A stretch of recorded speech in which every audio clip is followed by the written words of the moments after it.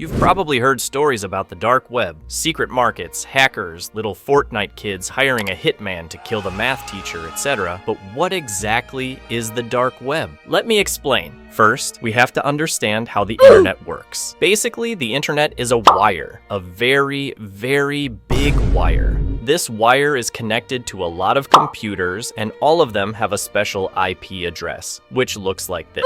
Well, this is very hard to remember, so we give it a name. Imagine it like this. To be able to call your hot mom, you do not have to know her phone number. Just knowing her name is enough. Each file that you send and receive has an origin point and a destination point. Then it goes on a network, and by communicating with other computers, it ends up on the right path. Now, if your teacher asks you what is the internet, you will not look at her like a degenerate. The internet has 3 layers. The surface web, where you can find all the TikTok brain rot, YouTube videos, and even everything you can possibly search on Google. I mean, everything. You know what's funny? This takes up to only 5% of the internet. So what's in the rest of the 95%? Well, I can't actually tell you because I can't access it using a normal search engine like Google.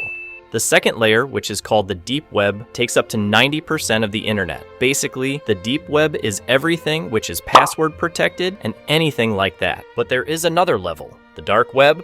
And I know this is why you clicked on this video, because here you can find all the illegal stuff. You like illegal stuff, right? Anyways, why does the dark web even exist, and how does it work differently compared to the internet? Well, I think it's a general truth that we are being tracked on the internet. This is why when you search for a pair of shoes, in a day or two, you get an ad about those pairs. Most people don't like to be tracked on the internet by the government. And you know what's funny? That the government also don't like to be tracked on the internet by other governments. Stop your dirty imagination. They are not using it to search up sussy things that you do. I mean, maybe they do, but they didn't invented it for that. What they want is to protect their communications, secret files, or other things that no one is supposed to find out.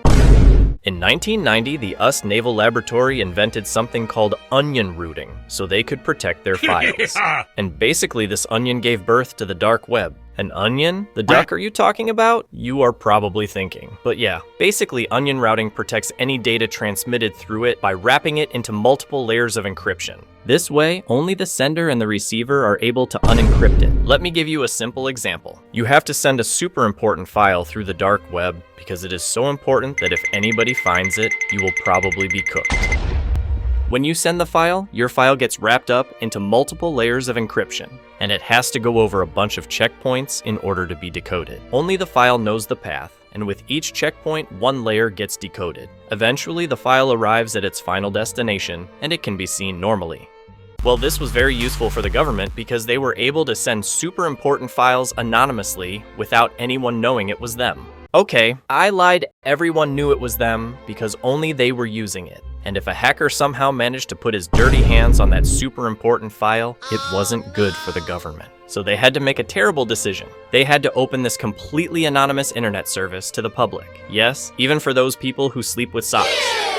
And now you are probably saying, stop yapping and tell me how I can access the dark web. Well, you can't access it using a normal web browser. You need a browser like Tor. The next step is to go on Hidden Wiki, where you can find any website link on the dark web. The reason you need this is because every dark web link looks like this, and I don't think you will ever remember that. Here you can buy literally anything and everything, or even anyone. But now you are probably thinking, and how do I pay? Using my credit card wouldn't be very anonymous. And you are right. If you would pay with your credit card, the FBI would kindly take you to jail. So instead, the people here use Bitcoin or Dogecoin or whatever coin the seller is asking for. If you ever decide to order anything from the dark web, please don't do that because you might get in a lot of trouble. Never send it to your house. The marketplaces here are not like Amazon. They don't have nice trucks with same-day shipping. If you ever get an order from the dark web, expect it to come in the most suspicious box ever, and the delivery person is probably the most suspicious person of all times,